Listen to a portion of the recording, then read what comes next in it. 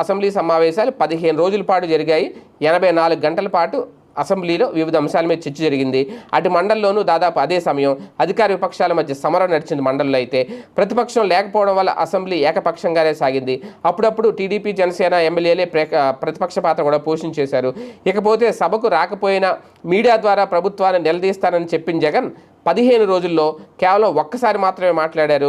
దీంతో జగన్ తనకు తానుగా ఇచ్చిన మాట తప్పారు అనే విమర్శలు అయితే ఎదుర్కొంటున్నారు.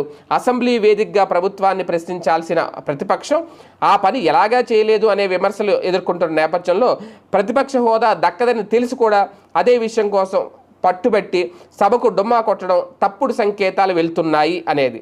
అంటే ఇక్కడ జగన్మోహన్ రెడ్డి గారు చేసిన తప్పు ఏంటి అంటే, మాట తప్పడం ఏంటి అంటే, ఒకటి ఆయన చెప్పినట్టే ముందు ఆయన మీడియా ప్రసంగం చేసినట్టే ఓకే, అక్కడికి వెళ్ళకపోయినా దాని మీద మధ్యాహ్నం నుంచి మేము ఇక్కడ విమర్శిస్తాం మీడియాలో మాకు